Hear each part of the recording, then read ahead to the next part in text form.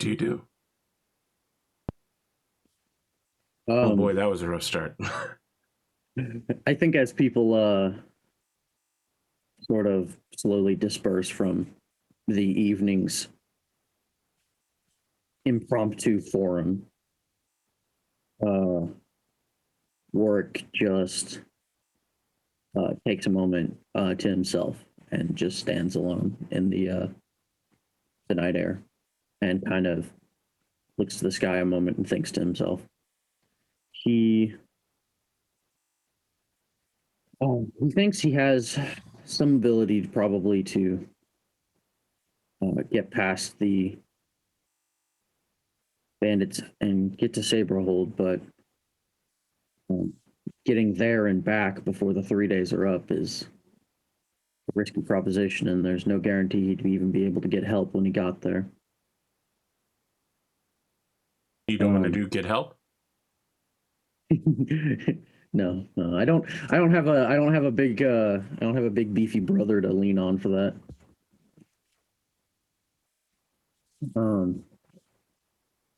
Yeah, Warwick is a younger man in his mid-20s. His hair is still is prematurely grayed though, and his eyes are quite worn. And in the night air, he kind of looks like a tall, like shadowy scarecrow standing out in the middle of the open area in the village. But eventually he takes a deep breath, and I think he heads for Bailiff's place. Okay. You head to Swanhild of the Green. Mm-hmm. She is, of course, staying in Sir Torek the Blockader's Lord's Manor. And she's just about to bar the door when she sees you approaching.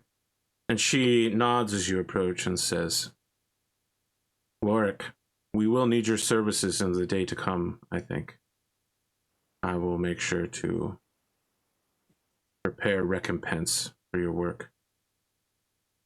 I am considering waiving my fee for the near future. But that is not what I wanted to speak with you about. I think I may have an idea for how we may limit the need for my services. And may I come in? Yeah, she lifts the heavy bar, sets it aside, and creaks open the door. As you enter, she moves to one of the long hearths and takes a deep breath and then blows a fire blast into it, the room lighting up and warming. Please, tell me.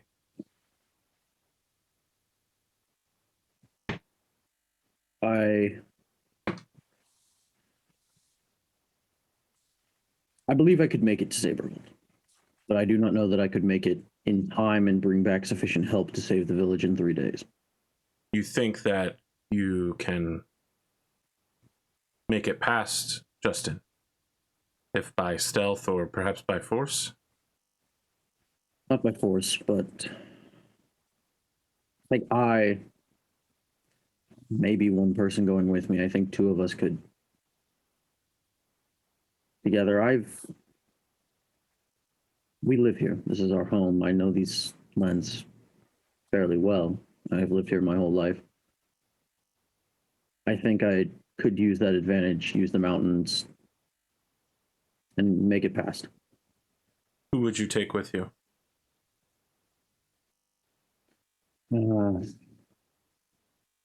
Not sure. One of the stable boys, perhaps.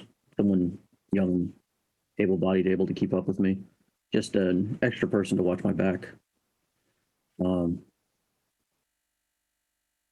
But either way, the question becomes,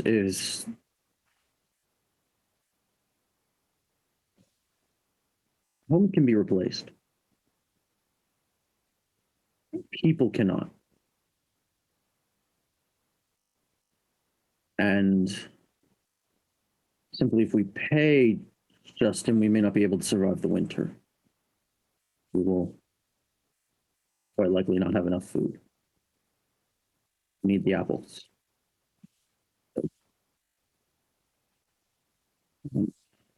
It has not been a good year. And him taking what little we have, I do not think the town will survive. So my proposal is that we gather the harvest, the grain stores, everything we can carry, and we move people into the woods. You would Try to hide abandon the town. Yes. If people move into the woods while I get to Saberhold and get us help. Perhaps I come back with before 3 days is up and Justin and his men are routed by the city guard before our homes are burned, but Saberhold is how far Saberhold? Day's ride?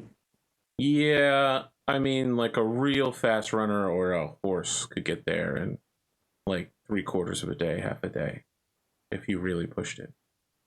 So make a persuasion check real quick. All right, where's my persuasion? There it is.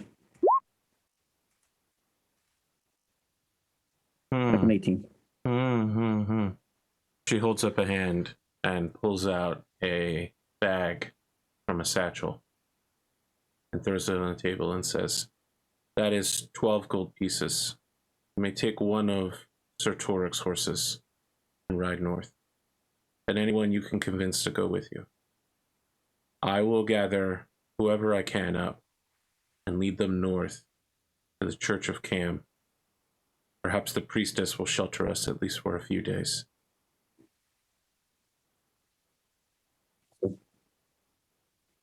I will be back as soon as I can.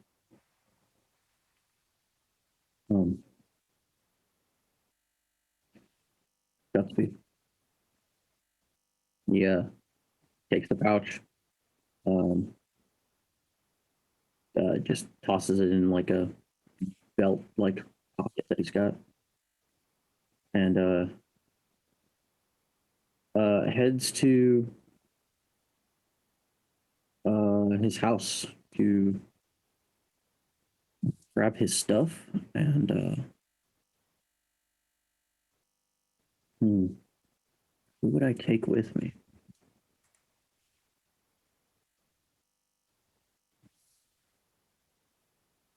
I think he's gonna go to the tavern on his way home.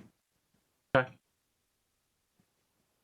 Most of the tavern is filled with men and women, farmhands who, haven't built families yet and are drinking away whatever coin they have.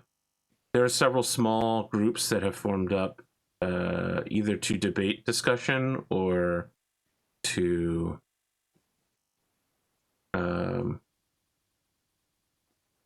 agree with each other. Echo chamber as to what they believe should happen.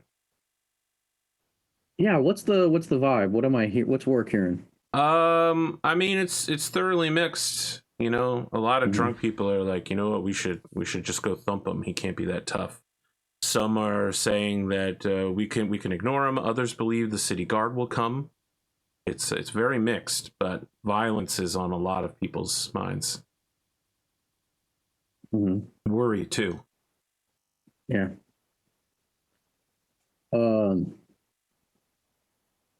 Yeah. What is okay?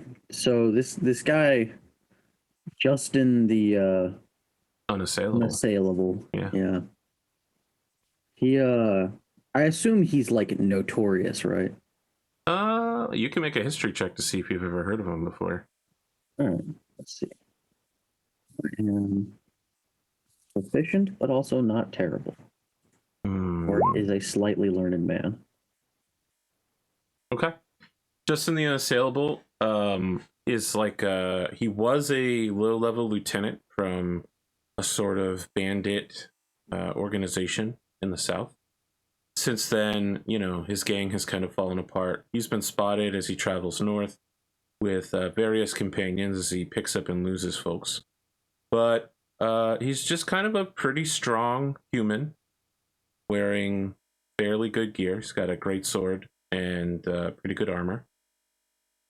I mean, there's nothing about him that says like he's a mighty hero that can slay a dragon or anything. He's just like a very strong guy who threatens villages with violence and then either gets what he wants or he leaves before there's a response from anyone who could possibly stop him. Do I know how many dudes he's got? It changes every time you hear about the story. Sometimes he's alone, sometimes he has as many as 3 or 4 people with him. As many as 3 or 4.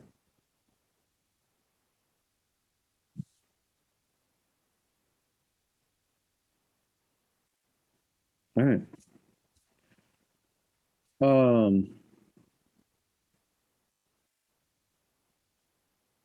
Okay. Work is going to walk up to Carol. Okay. And order a drink. What do you want? He makes sure to pay with his own money as opposed to. Oh yeah, up front. Yeah. What do you want? Beer, wine, something stronger? Let's go with cider. I still need a clear head for tonight. Okay. He charges you 5 copper pieces, which is outrageous. Mm-hmm. That's fine. He pays it. Yeah, and then he looks at Carol and says something about a. I think the way he would veil this is he's telling some like funny anecdotal story about a time he ran into a falconer who had nothing but pigeons because he couldn't find any falcons. Okay. But really what it is he's in Thieves' Camp being like, hey, is there anybody else in town who's like... Let me stop you here. As I mentioned, there is someone in the bar who speaks Thieves' Camp, but it's the barkeeper, not the innkeeper. Oh, that's what I meant. Okay. Do you want to shift over? You're speaking with Humbert? Yeah, that's right. I was talking to... So Humbert is a mercenary with a peg leg. On the wall behind him, he's got a sword that he keeps in pretty good condition. And yeah, so I'll just assume everything you're saying from here on out is in Thieves' Camp, he says. Yeah, that's... Yeah. So, what's the plan, boss? What do you want to do? I'm telling you, it's the perfect time to rob Carol.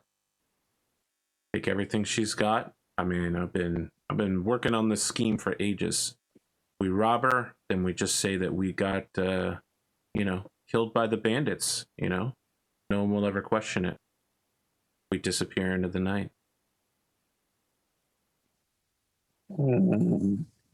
He kind of sighs and says,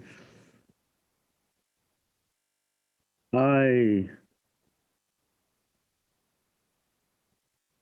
don't particularly fancy running much more, but if it comes to that, I mean, what's your life gonna be like? You're a grave digger. Come on now. We could be looking at handfuls of gold for free. No one would ever suspect us. We could live, if not like lords or knights, like wealthy merchants for years. Set ourselves up, take a trip somewhere far from here. Someplace warmer, where the people are nicer. Look, if you're not going to go for it, I can't pull off the heist myself. But just think about it, okay? Cool. There's never going to be another chance like this. Well, if you could ride still, I'd I can ride. You... He looks at the peg leg. Yeah, he says, not well, but I can ride. I mean, how many people around here do you think can ride? Raffin? A couple of his guys? Swanhild, maybe? We look like we got horses aplenty about. It's about whether or not you can ride, climb, and fight. We're gonna have to sneak past Justin and his goons. You're right, that is a problem.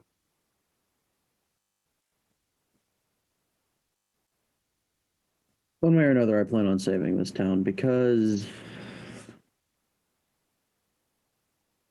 I'm a sentimental idiot. I don't know why. But either way, you're right, I am currently just a gravedigger. I also have skills that, given a little bit of time, and maybe if we help out a little bit around here. How would you like to be an upstanding citizen? I am an upstanding citizen. I'm the only barkeep in the whole town. Precisely. You don't have to work particularly hard for it. Somebody coming to knife you in the dark. At least until Justin showed up. I don't know. The quiet life suits me. I'd like to keep it intact. But I need a second wing. Can't fly solo. I need to get Saberhold. I need someone who can watch my back, and I was hoping that you'd have someone in mind. Johnson. I think he can cover for you. He doesn't know very much, but he's big and strong. Too stupid to be anything but loyal. He's good with a sword. He laughs and says, "Look, if you're looking for someone good with a sword, I'm the only one in town that actually knows how to use one." Sure, he'll do well enough with a club. Sure. He whistles and says, "Hey, Johnson." And Johnson stumbles over. Says, "Hey, Warwick, what's going on?" Fancy saving the town? Yeah, I love saving towns. Pulls himself up to his full height. Johnson the hero. Yeah, Warwick then also stands up, and I don't know. Warwick is like freakishly tall and skinny. All right, this guy's a little bit shorter than you, but definitely a lot buffer and wider. Yeah, and Warwick just kind of looks at him, says, "Well, hero, pack your stuff. We've got to get past a whole lot of people tonight, and we've got to be back in time for everyone to not be dead." Okay. Johnson prepares to ride behind you on the horse. All right.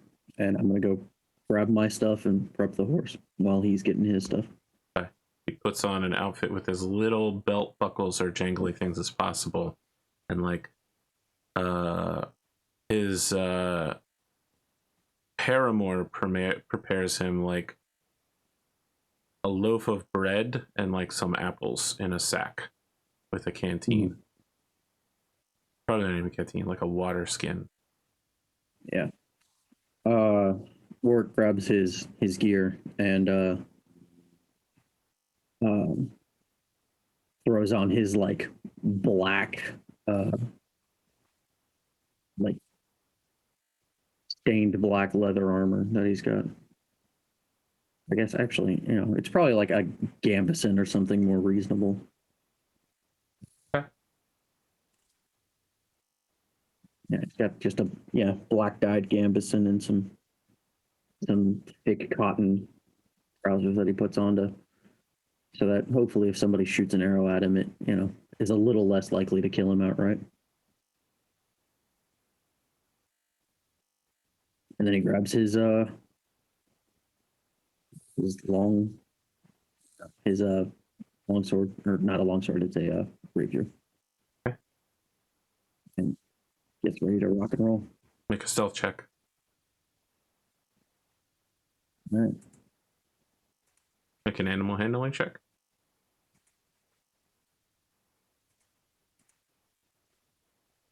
Not great. You and Johnson are riding through the woods at,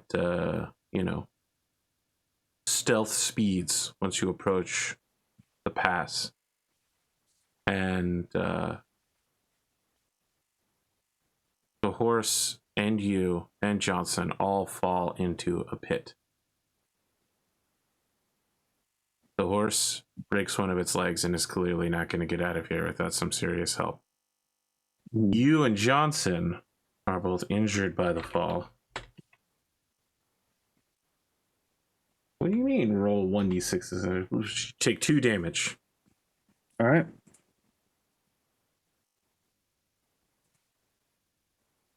Make a perception check. Okay. Oh, and the horse, by the way, is freaking out. Yeah. All right. Johnson just gets up next to you and is like, What just happened? I wasn't asleep, but I didn't see what happened. And above that whisper, you hear someone going, in Dwarvish. What? And whispering something. You speak Dwarvish? I am checking that right now. I do, actually. All right. You hear someone going, Drombad, cop, get the boss. I think I saw where they went down. And then you hear, because you literally criticaled it, you hear the sound of 2 crossbows being cranked. Warwick just says, Johnson, move. You're in the bottom of the pit, though, just to be clear. Like a 10-foot drop. Okay. And he grabs his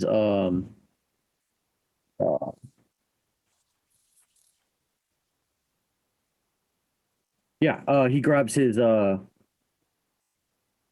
pipe and slams one into the Oh, do you have a climbing kit or something? I've got Python's rope and a bunch of other stuff. Oh my goodness. All right. Yeah, go ahead and make an athletics check. Yeah.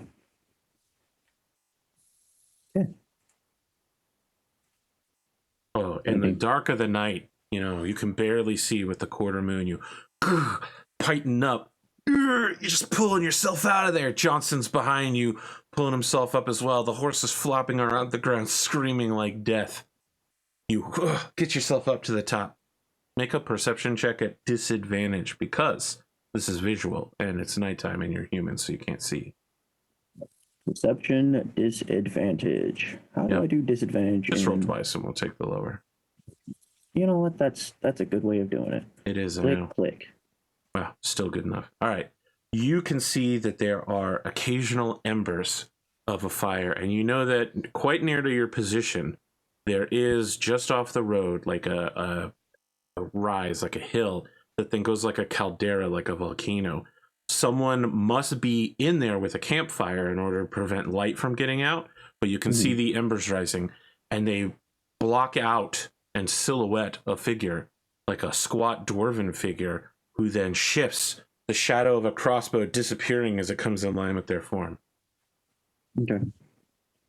Yeah, and that's when he grabs Johnson and they runs for cover. Sure. Let me just double check here. We're in like a rocky mountain pass, so I'm hoping I can. You hear the sound of a crossbow shattering a branch near you as you and Johnson scramble out into the darkness. Make a persuasion check real quick. I want to know if Johnson's freaking out or if he just follows your leadership. All right, here we go. Persuasion. 8. Not great. You look back at some point and you've lost Johnson in the darkness. You can hear him going, What's going on? Who's there? And then have you ever heard of the director's commentary on Lord of the Rings, where Peter Jackson was trying to tell, who's the guy who played Saruman? He was trying to being tell knifed in the back, Saruman. and he was like, I know what being knifed in the back sounds like. I've done it. Yeah. You hear that sound, and then you don't hear anything else from Johnson.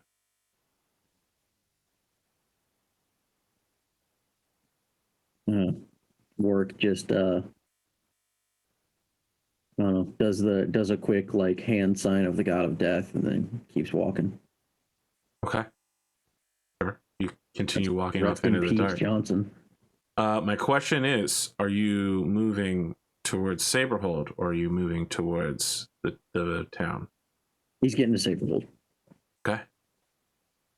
I would like you to make another athletics check to outrun your pursuers. All right. Oh no. Oh boy. Well, your last perception check is good enough that you know that you're being pursued, carried. And it gets late, you're tired, you keep running into things, and there is someone on either side of you flanking you, hunting you like an animal. Mm-hmm.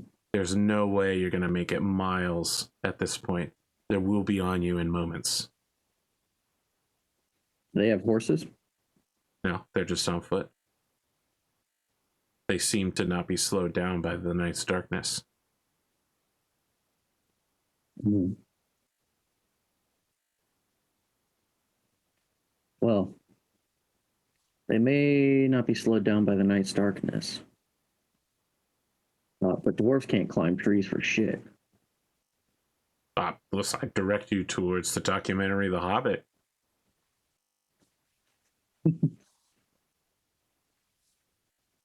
So your plan is to climb up a tree And hide. Okay. All right. Try to be sneaky about it. Make a stealth and then athletics check, and I will tell you how the situation goes based on two binary choices. Well, Ooh, cannot roll well on stealth, despite just being the one thing perception. I'm Just like perception. actually good. Yeah. Perception, only thing I roll well on, All right. and occasionally You athletics. start But trying to climb the tree, right? You get about maybe 6-7 feet up. You know, you got your oh boy. Well, that 18 might hit. You get your hand up towards a branch. The branch explodes right before your hand gets there. You start slipping, and then from the other side, like your arm takes this horrendous crossbow bolt hit. You take 3 more points of damage. That's 5 so far. You must not be feeling very good. no, I am not. Huh. Thankfully, I'm pretty tough, so I'm feeling better than most rogues would be. But yeah, You hear the sound on either side of you of crossbows being cranked again, and heavy breathing. You're clinging to a tree. Your right arm bruised so by one's a near miss. one's towards Saberhold and one's towards No, home. they're on either side of you, like flanking you east and west. If Saberhold's north, they're beside you. They're not in front of you yet. They don't need to be. They're as fast or faster than you Mm-hmm. in the darkness.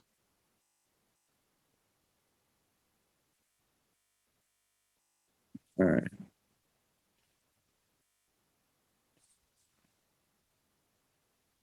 I think I can fight these two yahoos while they're reloading.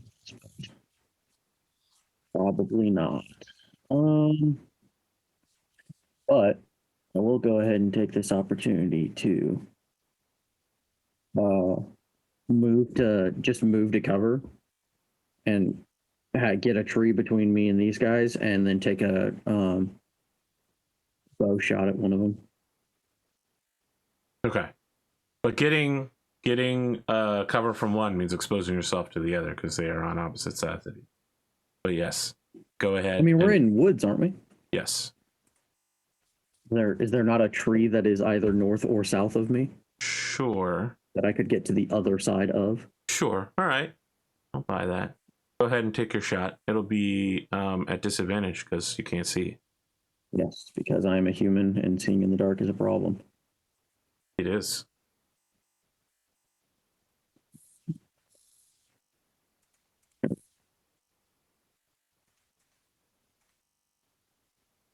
And you steady your arm, you fire a shot. You hear the sound of a cloak ripping, but nothing more. As one says in Dwarvish, Strombat!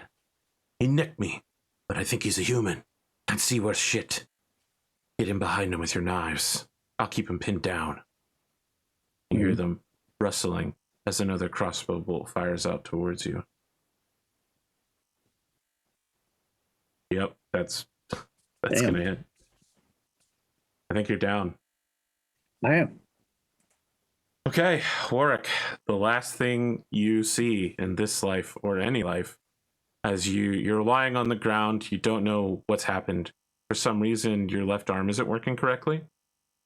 And as you look up, you see a smelly, ugly dwarf enter your field of view.